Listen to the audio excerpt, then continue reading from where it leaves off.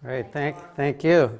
Thank you. Well, I guess I did something right last time if you invited me back. You probably didn't notice that I ate 6 of the brownies last time. Maybe that was might not have invited me back for that. But no, it's great because the subject today I'm real happy to do because mostly I do talks pretty much focused on clocks and watches and the history. But in preparation for the symposium that I'll tell you about as part of my talk, I did a lot of fun research on cars and car clocks particularly, as you'll see. So this gives me a chance to kind of show off some of the best of what I was accumulating during the year or so that I was preparing for the Henry Ford Museum event. So you probably saw some of them. I was just kind of running through my slideshow. That wasn't my talk, but it was just an assortment of some of the photos I've been able to take over the years. So I'm going to talk a little bit about Ford, a little bit about my symposium, and then show some great pictures of old cars and dashboards and the clocks in those dashboards. So there's plenty of eye candy here too, and I hope it'll be interesting for all of you. But I found out early on that Henry Ford did kind of begin his interest in mechanical things with clocks and watches. There was a painting here done in 1935 by Irving Bacon showing the young Henry Ford up in his bedroom at work. And then there's actually one by Norman Rockwell that was done in 1953 that's also called the Young Henry Ford, and it's showing Henry Ford again at his little desk up in his bedroom. And if you go to Greenfield Village, to the Ford boyhood home, you know, they still have the desk set up and some of the tools that he used when he was a young kid. There's an interesting kind of a couple of paragraphs in a biography of Ford by his sister, who said that was all baloney, that the desk wasn't even there and that kind of thing. But you know, Henry Ford kind of created his own mythology, his own biography. So and he wasn't an easy guy to argue with. So I think pretty much we go with his story of how he started out with all that. There was even a PBS documentary about Henry Ford, and this is an image I took from the film, sort of illustrating how when he was at school and supposed to be paying attention to the teacher, he was actually tinkering with a pocket watch behind the book set up there. So let's see. I guess my laser pointer. You can see where he's working on the watch behind the book Decoy. So there's a picture again from Greenfield Village of the bedroom and of him actually having some watchmaking tools set up there. I mean, for sure, no 12-year-old Henry Ford had a watchmaker's lathe on his little bench. But anyway, they took some liberties with it, but it's good now for people that want to learn about it. And more of the story that he told was that, again, when he was 12, the neighbor's watch, which is actually this watch, an English Roscoe watch, the neighbor's watch had stopped, and young Henry, you know, kind of opened it up and poked around in there and figured out what was wrong and made it work again. Good luck anybody else trying to do that, but according to Henry Ford, he did it, and they were able to find the watch from the guy when they were first establishing in the 1920s the Ford Museum, and supposedly that's it. So, and they even have an assortment of tools that he made too. You know, he sharpened nails to make little pokers, and made this clock winding tool, which is on display there, to allow him to wind up clocks without having to go buy a key or a crank to do it with. So there's an illustration of young Henry Ford, again, not when he was 12. We saw him in Norman Rockwell, but as he was becoming a young man, and I won't go through the biography, you know, there you can read about that, but he didn't get into cars until much later in life, and he spent his earlier years involved in other mechanical things, including after high school, when he got off the family farm and went down to Detroit, he worked as a watchmaker in a jewelry shop. And that jewelry shop it has been reestablished in Greenfield Village, which is part of the Henry Ford Museum complex, and that's where he worked. Apparently, the owner liked to keep him in the back because he thought people would be scared if they brought their watches in to be fixed, and some boy was back there working on the watches. So he was kind of hidden, but he also kind of moonlighted where he did that at night trying to make money while he was also working in machine shops and in electrical and in mechanical kinds of things. But there's evidence, and this is part of the story that I've been trying to tell, that Henry Ford was greatly influenced by not only the earlier clockmaking companies in Connecticut, but later by the Waltham watch factory that developed around the time of the Civil War. And really, it was really the clock people, beginning with wood movement clocks like this from the 18 teens and 20s, that were the first developments of interchangeable parts in mass production in Americans' industrial revolution. So, you know, all that kind of springs from that, and a lot of those Connecticut clock and watchmaking firms and New England watchmaking firms like Waltham were really the seedbed for the kind of production techniques that came later. And there's evidence that Henry Ford visited the Waltham watch factory. There's certainly, he himself says he almost went into the watch production business, but realized it was kind of too competitive already at that time, and he started to look at automobiles instead. So, and I have some great early images of the inside of the Waltham watch factory. These are from later in the 19th century, and you'll start to see comparisons, as I can show you, between the way these factories looked and the way that the early Ford factories looked at the same time. So again, you see, again, this is the Waltham watch factory. The building still exists in Waltham. And this is a picture of Henry Ford kind of before he was a major car guy. He's working in machinery, so he's standing there. But you can see he already was, you know, not a young man when he started to get more intensively involved in automotive. So again, we see him here with some other machinist types as he was developing things. So of course, you know, his first car was not the Model T. It was this quadricycle, and we see him here sitting in it, and the one that, you know, he worked in the shed behind his house in Detroit, and then realized the shed door wasn't big enough to get the car out, you know, and they had to smash down part of the doorway to get the car out. But he, you know, drove it around very loudly in the middle of the night in Detroit and got a lot of attention from it. But this is the quadricycle. I couldn't help noticing the similarities. This is about a 10-year earlier Daimler, their first automobile, which is on view at the Mercedes-Benz Museum in Stuttgart in Germany, which I visited last year.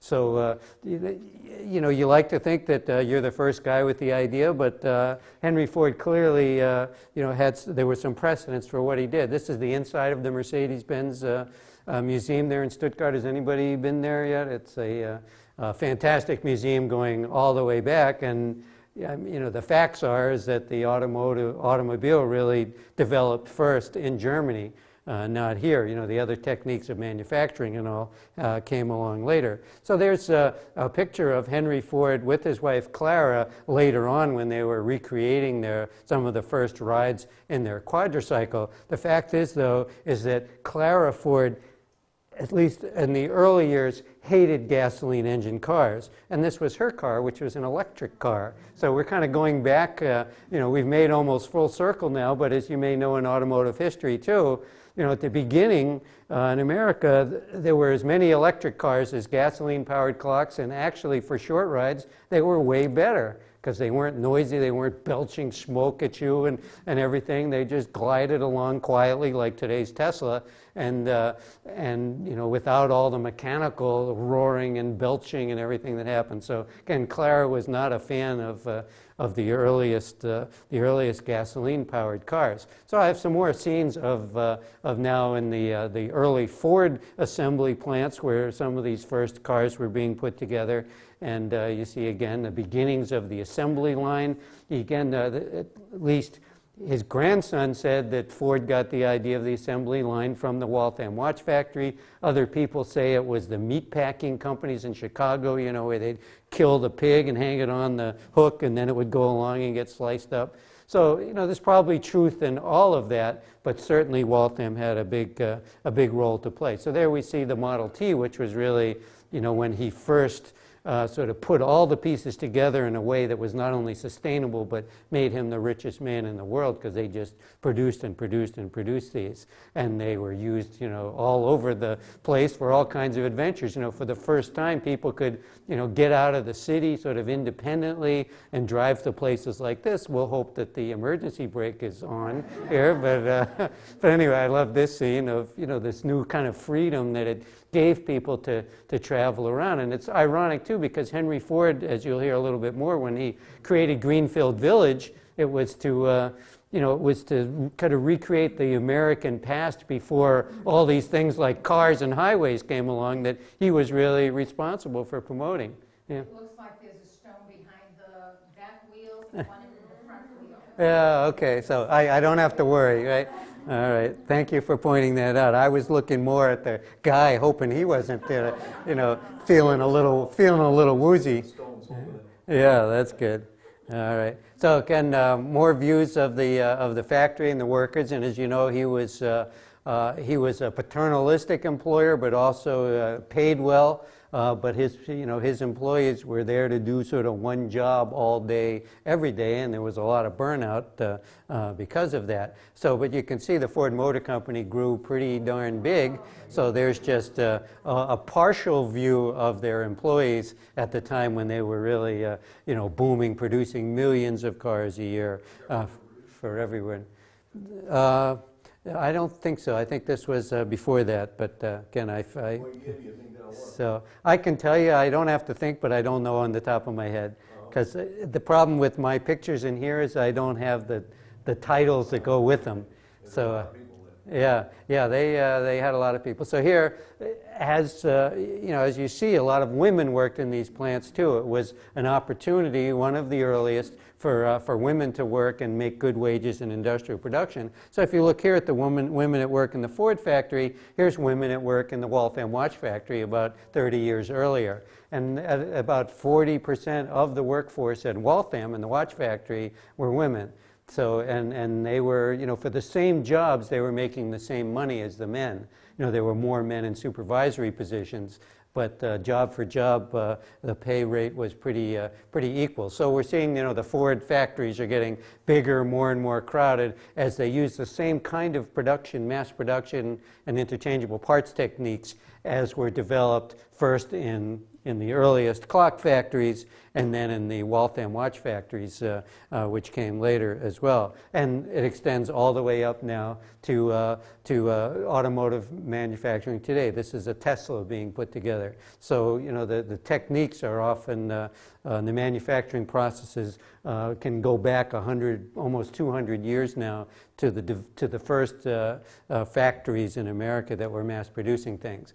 But we know about young Henry Ford now, as he was interested in clocks, but this was a lifelong interest of his. So later in life, there's actually a long oral history by a watchmaker who was employed full-time by Henry Ford to just putter around, and Ford would go over there, sometimes spend the whole day with the guy just playing around with clocks and watches. And this is a picture from Henry Ford's later years when he was in that little workshop with the guy tinkering with stuff. So it was lifelong. So there's another picture of Henry Ford. This was sort of the argument settler, if anybody didn't believe me when I said Ford was interested in watches, because here he is, but there's plenty of more evidence for that too. And I even found information about the stand that you see the watches on. If you look at it again, you see it's an interesting pocket watch stand, and this is on display in that recreated jewelry store in Greenfield Village.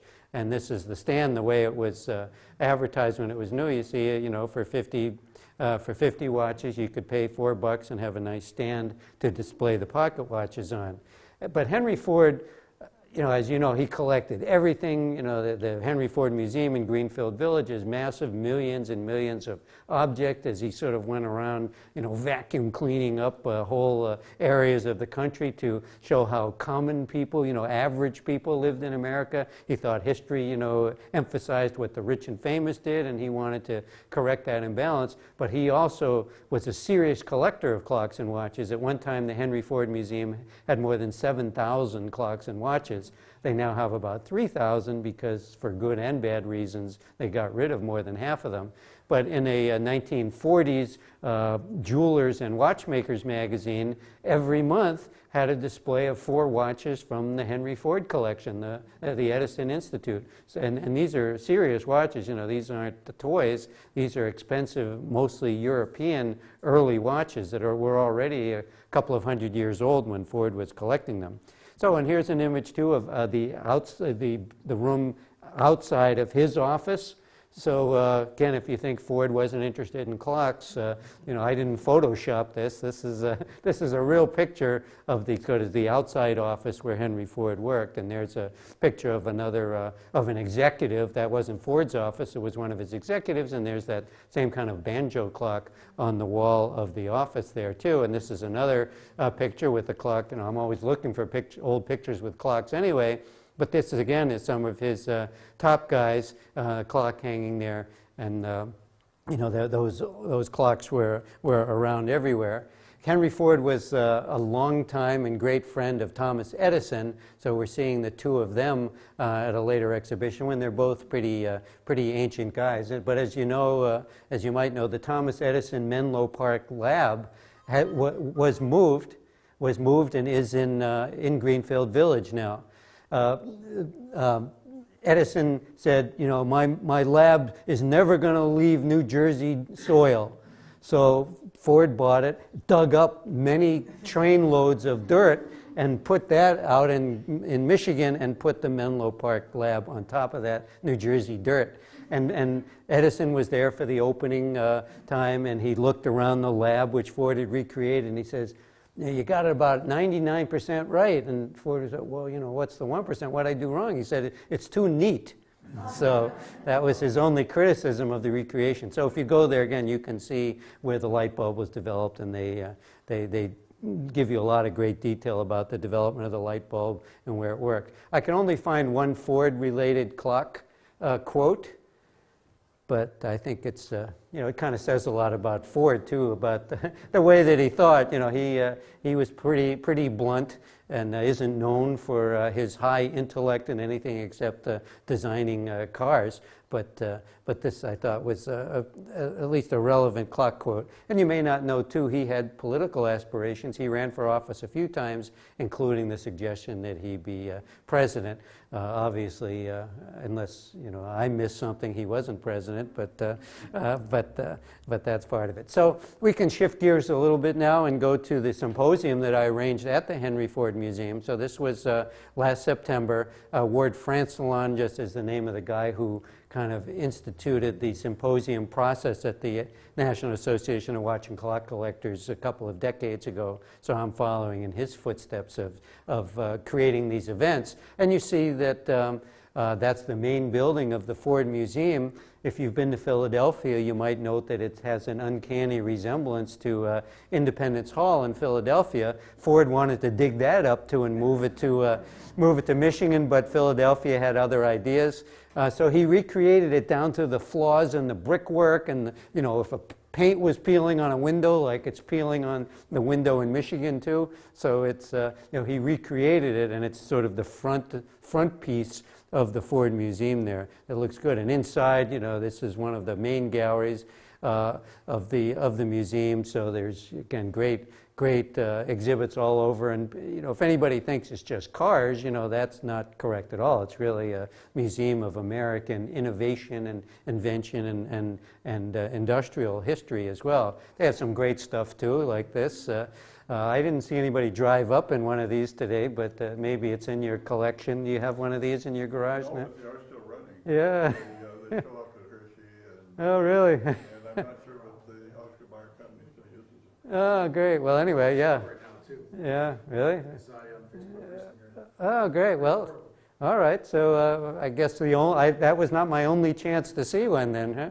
But they didn't let me go in this one, so I had to view it from behind the rail. And of course, they have some other fun stuff there as well, too, like this very simple car, right?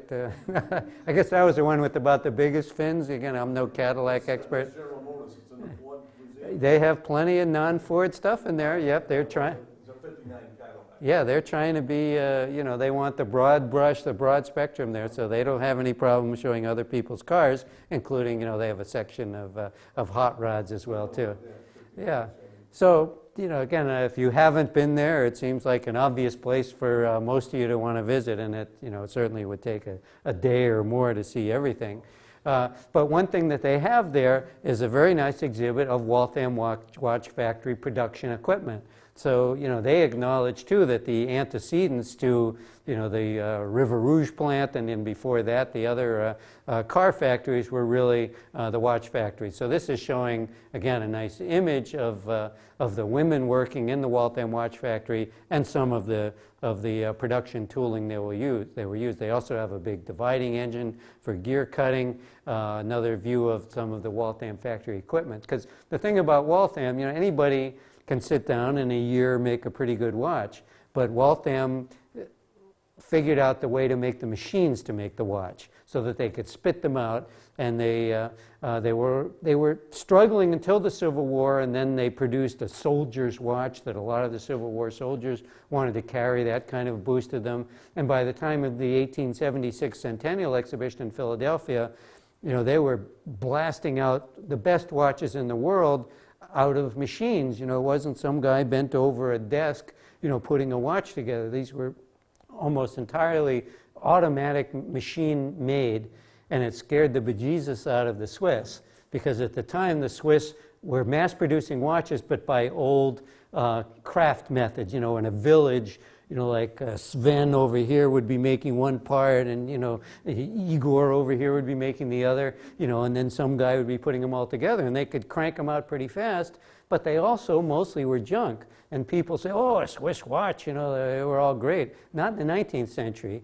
They sent us even worse ones than they were trying to sell at home, but 2 out of 3 of them didn't work when they got to America, and it drove watchmakers crazy, you know, to sell them, and then they had to try to fix them again. So when Waltham came along with reliable, inexpensive, well-made, good timekeeping watches, it almost put the Swiss out of the watchmaking business, but they woke up. They did industrial espionage. They visited American watch factories surreptitiously, made notes, made drawings, and in about 30 years caught up and eventually surpassed us, because a lot of companies like Waltham didn't reinvest. You know, they were taken over by the accountants who you know, just wanted to rake in the money and not buy new machinery. So it's not an unfamiliar syndrome in American industry, but it certainly happened to our watchmaking industry as well. So there's another, again, piece of automatic machinery. This is in a friend's basement up in Maine. He has a large collection of the Waltham production machinery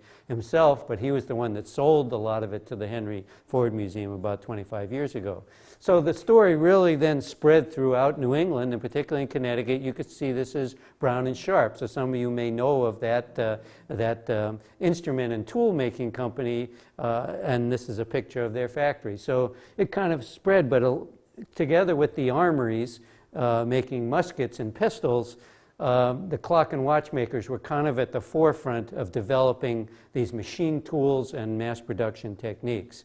So at the Henry Ford Museum, they have a clock gallery. I'm just showing this first because Rolex now is a sponsor there, and they have their clock out front, and they also have presidential limousines there. The one that you can't see right here is the one that Kennedy was shot in, so they have that limousine there for us to view and feel kind of sad about. So this is the entrance to the clock exhibit that they have there, and again, Ford had 7,000 clocks and watches. There's a good number of them inside that exhibit now. There was a book done in the 70s about his clock collection, so there's other evidence. So inside there they have sort of some interactive things so people can start to learn more about how clocks work and about their history. So, and there's exhibit cases full of interesting clocks, mostly American, but some European stuff in there as well. And of course, there's other great stuff in the museum too. So it's this is not a model. This is like a gazillion-ton locomotive that's inside this building and not moving again, I assume. But it's so the museum has a lot of great things in there. So most of our most of our lectures took place in the Anderson Auditorium. That's a wonderful facility in the museum. And I won't talk about every speaker I had, but there were some important ones there. So this is Robert Cheney, who was talking about the earliest collectors of not only clocks and watches, but of American antiques, and how they're kind of unsung and unknown, but they were kind of the ones that first started hoarding and accumulating particularly American furniture and antiques when nobody thought it was worth anything. So he had a great talk about that. He is the director and curator of the Willard House Clock Museum in Grafton. It's a wonderful visit for you to do on a day. They have over 50 Willard clocks, which the Willards are about the most famous American clockmaking family from the late 1700s and early 1800s. So it's a museum there now that in a beautiful rural setting that's nice to see. I also located Professor Rose Smith, who's at MIT. He's one of the most famous scholars of the American Industrial Revolution. And when I went to see him, his main emphasis is on the armories and the production of muskets and pistols. So these are the kinds of things that he was studying and understanding that this was some of the beginning of mass production. You probably have heard of Eli Whitney, who not only was the cotton gin guy, but also who was kept promising the government and getting big advance payments that he could mass produce with interchangeable parts, muskets and pistols. And he almost never did it, and took a lot of federal dollars and didn't produce that much. But people, there's still this notion that the Industrial Revolution of mass-produced parts began with guns, and it really was closely connected, if not preceded, by clocks and watchmakers. So here Rose Smith is showing a picture of Simeon North, who was a gun maker. These are North presentation pistols, but North had family connections and involvement in clock and watchmaking because it all was happening in that same area in Connecticut. So I even imported a guy who is the curator of the Clock and Watch Museum in the Black Forest in Germany. So he came and talked about German car clocks, which nobody in the room knew anything about at all, and it was fascinating. And he was kind of my template for having presentations that certainly clock and watch people had never heard about, but even car people as well. So he covered the whole history, about the beginnings of car clocks in Europe, and it's a whole different history than what happened in America. But it was fascinating, and he was a great guy. He speaks English, so we didn't have to listen to it in German. He gave it to us in English. And then I had imported another overseas guy. George de Fossard is from England. He's a very high-level watch and clockmaker there, but also has a love of cars, and his father was a vintage car collector and mechanic. So George was able to talk about car and clock stuff at the same time. This is an extremely complicated clock with George de Fossard produced, by hand, which is still out there and you can view. So he was a very high-level watchmaker too. So I got, of course, into auto racing as well. Judy Stropus, I was told, in the 70s and 80s was the guru of timing auto racing. And there's a great picture of her at the Indianapolis where she was timing. And it was fascinating too, because she basically, in her head would sit there for 12 hours watching cars going by and noting their lap times. And she showed us pictures of the sheets that she was filling out and all. It's almost like nobody else could do this, but she had a gift for it. And until there was more computerized race timekeeping, she was the one that was doing it. So her talk was different and fascinating too. So you can see we had dinner right inside that same museum area that you saw earlier in the picture. This is Rose Smith, the MIT guy. This is Donna Braden, who is the longtime curator there. She's the one who designed and implemented the clock gallery that we saw there, so she told us about putting that clock gallery together. And this is Jesse Swigger, who recently wrote a book called History is Bunk, because that's a quote from Henry Ford when he was on trial for, it's a long story, but anyway, the opposing attorney was trying to show how uninformed Henry Ford was, and Henry Ford, when he asked him about something as history, Henry Ford, history is bunk, know that it's not correct and nobody cares and gets it right. So she did a book about that, talking about, here's her book, and she was able to talk to us about the development of the Ford Museum, because that's a lot of what her book is about, is kind of recreating American history at that museum. And as I mentioned, adjacent to the museum, which is Independence Hall's facsimile, is Greenfield Village, which is about 50 famous houses and buildings that he found other places and dug up and moved into Greenfield Village, with Model Ts roaring around, which you can't drive them, but you can ride in them. And it's fun. And you see in the distance here, this is Sir John Bennett's clock shop from London, another thing that Ford in the middle of the night dug up and moved from London to Greenfield Village. And you'll see there's some figures in there, which we'll see better. This is the movement that's behind that dial of that big big clock dial.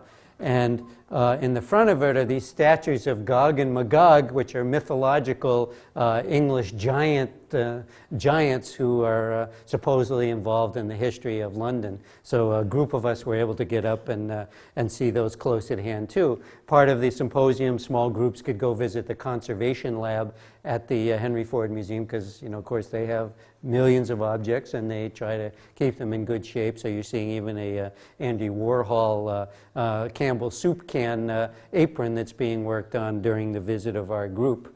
And we also went into the research center. They have, again, millions of paper items, ephemera, which you can go and research and learn about what's happening there.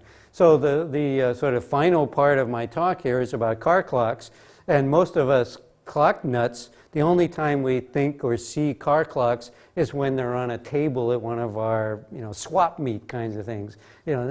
So a lot of us, probably most of us clock people, sort of never think about them in their dashboards. And I thought that was kind of a sad story, because when you see them like this, for $6, it doesn't really connect to, how this clock was an integral part of the design of the dashboard and important to the car, and it's something that people looked at a lot when they were driving. So I kind of felt like here was an opportunity to have clock and watch people get more interested in cars through this vehicle of car clocks. It was more like this. If you come up to the table later and all, you'd go to the swap meet and people have 6 or 8 car clocks on the table, but again, without any concept of where they came from and what kind of car they were in. So we're going to, as you can see here, I had an opportunity to visit several car museums, and they kind of photoshopped this one, but I thought it'd be fun. So there are actually 2, and maybe you've been to them, out in the Tacoma, Washington area. There's the big modern LeMay car museum that's full of cars, and they were nice enough to let me walk around and take some pictures. But the LeMay family, this guy, he was like in the sanitation business. He had a lot of garbage trucks in that state. But he loved antique cars and just bought thousands of them and gave some here, and then apparently there was some feud with them, so he started another whole museum that's about 10 miles away in Tacoma that has even hundreds more antique cars. But this was the fancy one where you could go and sit in the car and they took your picture and made it look like you were driving by the front of the museum. So now we're just going to see some eye candy, and I have a list here of what these are, but I don't have to rattle them off unless you want me to look at the list. Well, let's see. 1920 Buick, I believe. So we can keep. I can consult my list, and I hope it's right. Let's see. Yeah. Neither one. Well, maybe my list is starting in the wrong place. But anyway, well, let's go along, and you can correct me if you want. But let's see, because let's see, I can get into, now I know, because this is a 1952 MG TD. So again, my first car was an MGB, but I wasn't brave enough to go any earlier with MGs. But sometimes the clock is not the centerpiece of the dashboard at all. But again, I made a concerted effort to find these car clocks and take pictures of them if I could. So Ford Anglia is this guy too, and there's the clock. You're probably better than me at spotting it immediately, but if you need help, I can point them out. So this one, 1948 Chevy Woody, and the sign kind of gives it away. And some of these, so this is the inside again. So a lot of what I'm going to show is the car and then the clock inside the car. So we're seeing one, I think we've got one almost like it on the table there. So we're seeing those. So again, this is more the eye candy part. So let's see, so this, you already know this, 41 Packard. And inside there is the Packard's car clock. So I don't know, it's just kind of striking as weird that I'd care about the clocks when they're so much better in the car, but I guess it's just my thing, so I'm sticking with it, and you got to sit here and watch the last few minutes of me waxing, going ooh and ah over the car clock and rushing by the picture of the whole car, but I can go slower if you want. All right, 51 Nash Rambler, great color too, right? I don't know if there's any car today made in this color or not. But sometimes I took pictures of the sign just to prove that that what I'm saying is correct. So 82 horsepower too. I guess that's that thing moved along, and there's the prices and all too. So and there's the dash of that thing. So look at even the push buttons there, and then the clock in the dashboard too.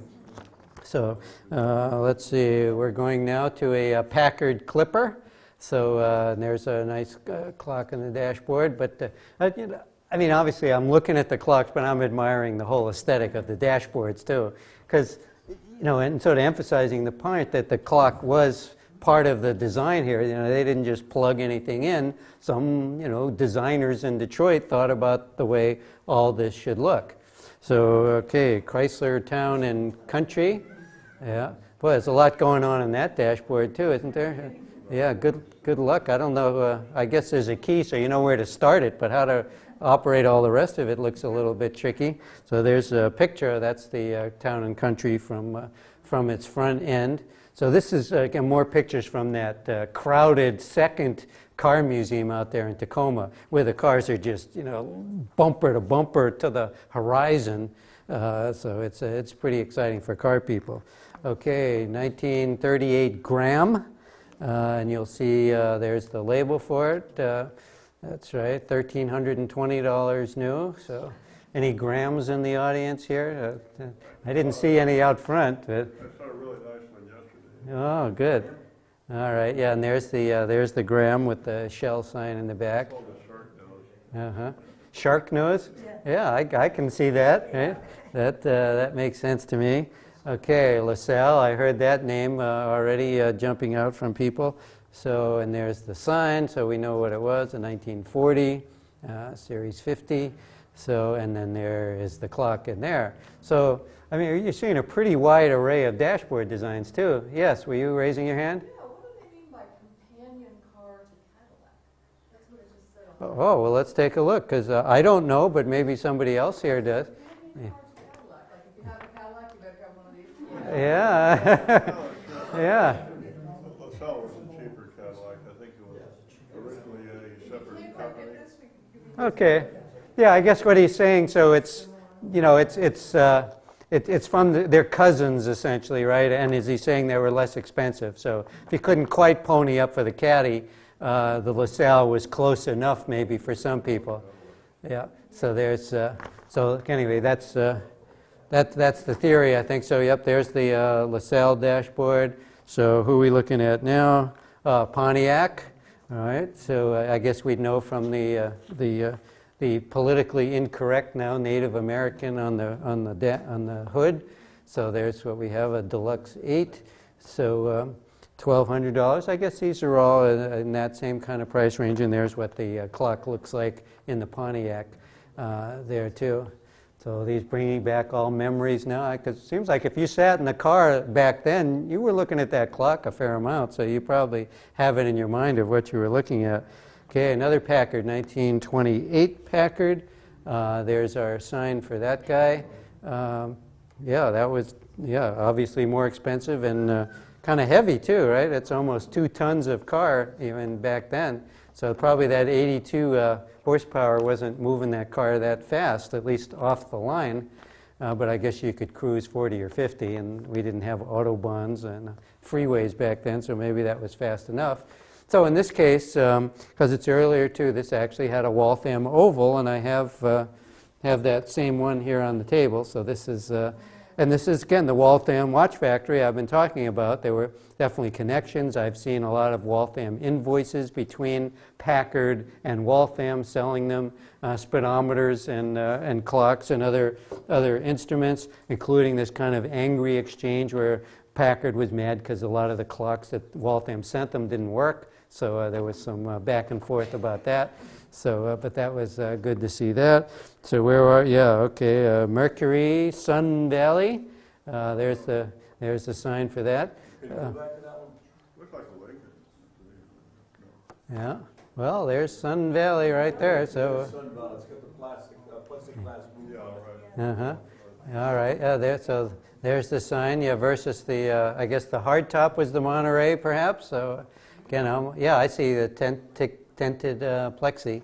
So, yeah, that's good. And there's the clock in that dash. Yeah, how about those? Yeah, I mean, did this thing actually fly, or could you? That's probably the heat it controls. Oh, okay. Yeah, didn't they eject your passenger? Yeah. Yeah, that's pretty cool. So yeah, they didn't let me get in there, but I could at least lean over. Yeah. So this is a that's when I didn't note the year. So if some of you know the year, I could learn something from you. Series starting in 53. Okay.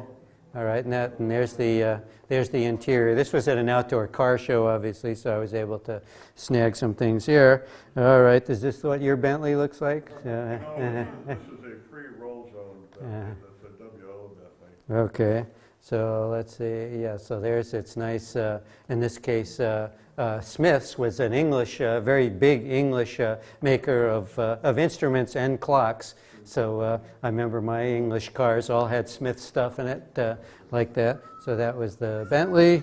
Let's see, okay, there's probably a ton of these in the room, right? A 1931 Bugatti Type 51, yep, that's very common, right? You see them everywhere. Yeah, see them everywhere, yep. And that was its Jaeger 8-day jour car clock that was in that, you see that kind of brushed steel or aluminum dashboard that was in that Bentley. This is one of my favorites because this was Babe Ruth's car. So this was his 1947 Lincoln. Some of these I got because there's a column every week in the Wall Street Journal, My Ride. A.J. Baim does a column about a collectible car, and this was one of them. One week was showing the Babe's car, and you can almost see the clock there that Babe, I guess, squinted at through his cigar smoke as he was driving around. So let's see, what have I got here? Yep, this is. Yeah, actually, I forgot to note what this was, but maybe you all know better than me. Yeah, there's the inside with that nice-looking Mercedes dash too.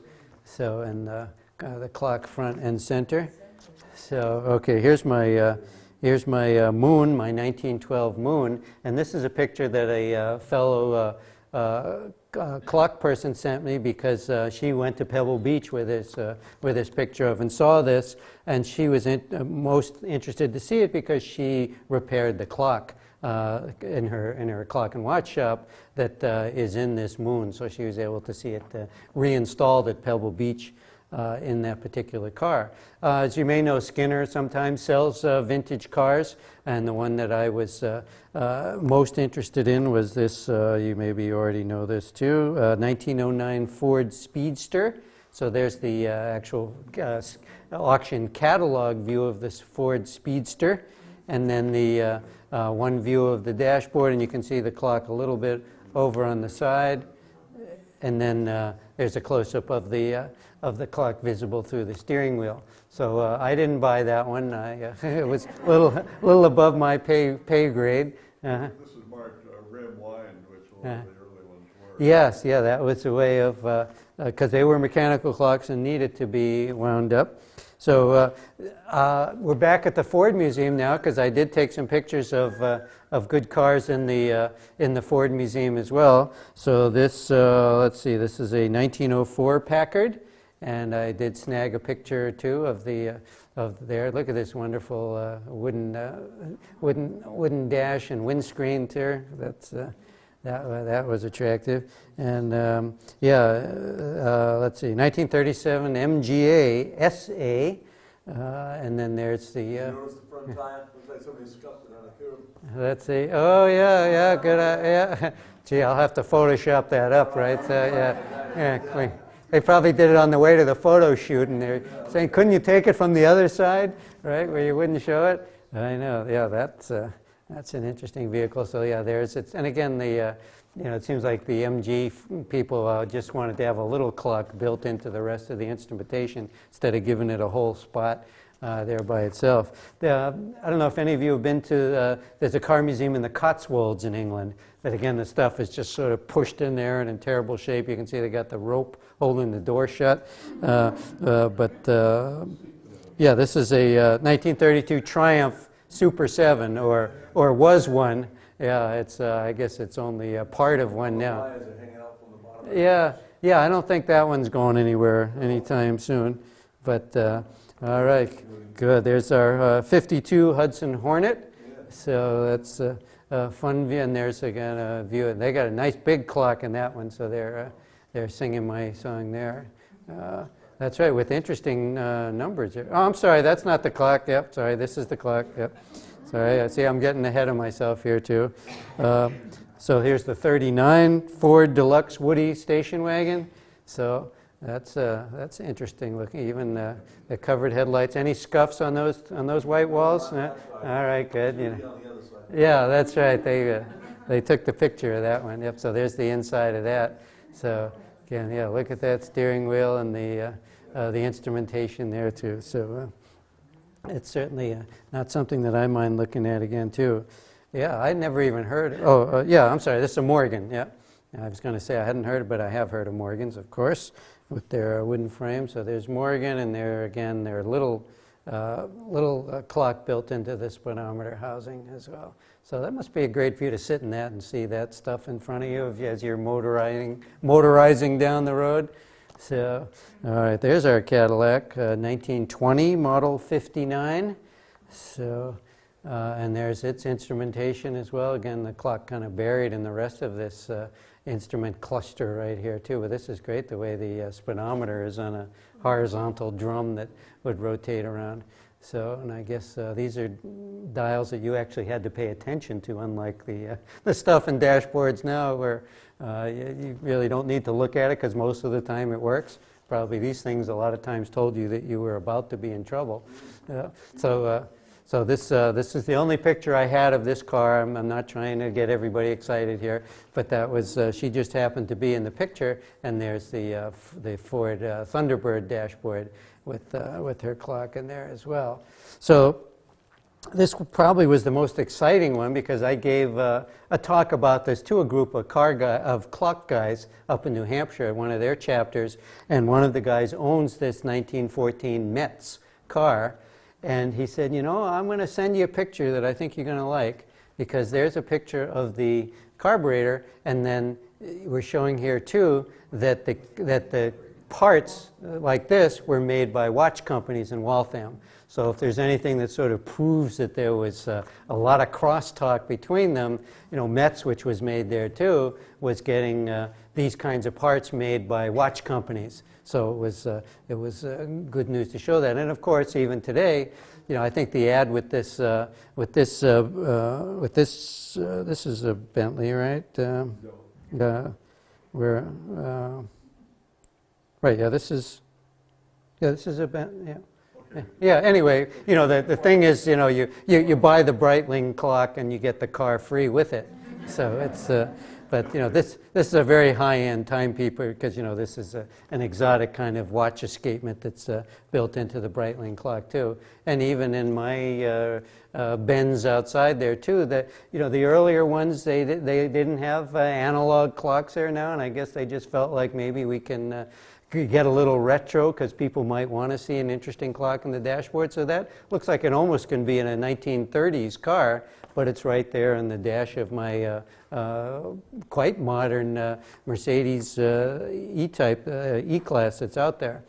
So we're going to spend just a few minutes with the car clock companies because, again, I'm the clock guy, not the car guys. Maybe you're already learning. But Chelsea, you've heard of the Chelsea Clock Company. They definitely were deeply involved in making car clocks right there in Chelsea, Mass. So here you'll see some catalog pages where you're seeing the way that they were advertised. They also were for boats or for cars. So these were Chelsea models. You can see the way that they had long stems for stem winding in place and how they mounted to the dashboards. But Waltham was very big on that, and I was able to find some of their promotional material, not only for motorists, but for yachtsmen as well. So there's, you can see their ad where they were making the speedometers, and they focus on different aspects of why they were so good. In this case, extremes of temperature, because that's something that's difficult to do with watches and clocks, is make them keep time in big changes in temperature, because things tick slower or faster based on the temperature. So they were promoting that in that particular ad. And then also here, the values you do not see, talking about the things that are inside that make these Waltham car clocks and boat clocks particularly attractive. And vibration, so that's another big issue, especially in earlier cars. You could shake a regular clock or watch apart in 10 minutes probably in some of those. So this is what they were stressing there, that they were making them good for that reason. And here's the limousine one, because of course in a lot of those earlier clocks, the people that owned the car weren't the people driving it. So the guy was up front getting all the bugs and dust, and they were in the back enclosed, and they had their nice limousine watch in there too, with a couple of schnapps bottles in there to help the time go by too. So, but the prices are interesting. It says these are $35, but if you go back to the previous one, previous slide, Yes. the pocket watch over here is $225. Yeah. A lot of money. Well, that's because and that's another whole talk, but they were making railroad grade watches, which were extremely high precision and took a lot of labor time by the highest skilled watchmakers to produce them. So not every pocket watch by Waltham was that price at all. And actually $35 was pretty pricey even back then for those things. But there's the varieties that you could that you could do. And these had wind indicators where they're talking about that. That isn't wind indicator, it's wind. It's not saying the direction of the wind, it's wind indicator. And this would rotate, and eventually when the watch was almost run down and needed winding, a red dot would appear in that hole, and you'd know that it was time to wind your clock back up. This is, let's see, this is now, I'm sorry, I was writing. Yeah, this is New Haven. So some of you may have heard of the New Haven clock company. So they made for 8-day motor clock. So you can see, and they use some of the names from auto stuff too, but others are just names. So you can see, and some of these were dash mounted, and some of them it was easy to take them off the dash. So you'd bring them in out of the rain or out of the hands of burglars that were going to steal the clock out of your car while you were inside the roadhouse. And then of course all of these that were these ones built right into the rear view mirrors. I've seen a couple of those, and those are 30-hour and 8-day. 30-hour just means daily wind, and this is weekly wind. And they would be wound, by pulling on the little string. So if you did it too hard, I guess you pulled the string right out, and then you were in trouble. But not in this case. So we're also seeing now some by Waterbury. So the Waterbury Clock Company also was in the car clock business, making 8-day as well as this Florida Clock Special Attachment, preventing removal without the special key.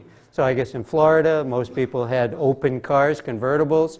So if you left the clock in the car and went into the restaurant, you wanted it to be there when you came back out. So it was a way to make sure that it was still going to be there. So just the last few minutes talking about auto racing too, because certainly as I talked about with Judy Stropus, the guru of racing, there's big connections between auto racing and particularly watch factories that got involved in it and were sponsors of it, such as Rolex. Their name is big in car racing. These are BMWs, as you see, that are racing around under the Rolex sign. And there was a particular guy who made a Rolex watch kind of famous. So as you know, he did a lot of racing himself, but the Rolex Daytona model was one that he made, and now, you know, people search for the Paul Newman style watch. The actual watch showed up too and sold for a huge amount of money, but that's the Paul Newman style of Rolex watch, and you need tens of thousands of dollars usually to have one on your wrist, but that wouldn't stop anybody here probably, but yeah, but they're kind of expensive. So one of the speakers I almost had at my symposium, even though he dropped out about 3 weeks before the event, was the guy who wrote this book, and it's all about sort of the long and strong connections between watch companies and car companies in the auto racing spectrum. And he pointed out that, this is the author, that Jay Leno not only is a major collector of cars, but he's a major collector of watches, particularly wristwatches, and he wrote the introduction to this Drive Time book, talking about why he appreciates them for the same reasons that he appreciates vintage cars, just for the, you know, the mechanical superiority of these things, and watches perhaps even more because they're on such a small scale. So that was fun. But Jay Leno didn't come either to the symposium, so don't worry, you didn't miss Jay there. Even though he grew up in my town, you know, I saw him as a kid. He was 1 grade ahead of me in Andover, so I can't say I palled around with them, but I grew up with them, as some people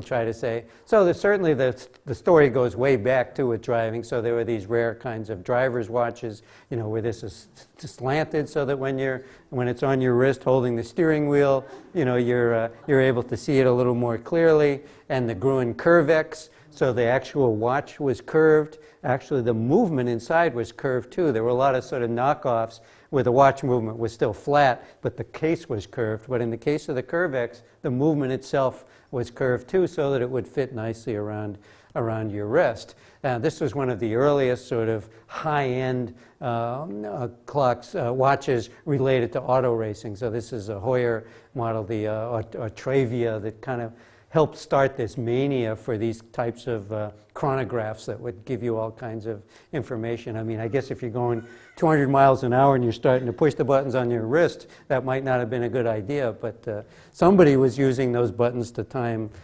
races. So this is another kind of complicated thing that I suppose is a watch. I'm not sure how it works, but at least in the book it says it's a watch, so I'll go with that. And then this is another famous one, this Heuer Monaco, made famous by this guy. So you can see he's actually wearing the watch in this picture. So it's obviously that one is known as the Steve McQueen watch, and people try to chase that too at auction. And Ferrari, of course, is associated with watches as well too. So if you can't have a Ferrari, at least you can have a watch that says Ferrari, and you're part way there, I suppose. So this is our mystery item, right? And I'm about to reveal what it is, but I guess you have, everybody has who's made a guess has already put their guess into the bag, right? Has everyone Yeah. that wanted to take a guess? Okay. Take one?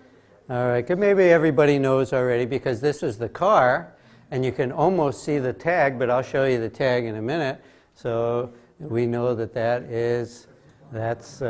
So did anybody get closer right on the button here with the? I guess. That is actually, of all of the entries, there was only one, and it went so far as saying that it was a 1950 Pontiac. Oh, okay. So that's Yeah. as close as we've gotten. So Yeah. the winner is Bob Roy. All right, way to go, Bob. Yeah. Okay. And Bob Yeah. has also has donated 3 books. yeah. So they. So, Maybe you can pick out the one you want, and then the rest can go, because these are just things I had around. This is a great book of early advertising posters for cars. This Main Streets and Back Roads of New England seems to be a book that's appropriate to people that want to drive old cars around. And this is just a very good book about part of the Ford Motor Company history, because Charles Sorensen worked with Ford for decades on developing everything that made Ford big and famous. So I'm going to leave you with the last picture here. So just again to sort of show that our two worlds of clocks and cards are married pretty well, because this is a car clock made by Boston that was part of the Chelsea Clock Company, and it was made for this one of the earliest car companies, which was right here in New England, out there near Springfield. So this sort of makes the final point of how connected the car and clock worlds have been and still are. So I hope you enjoyed this, and I'm happy to chat more. Thank you.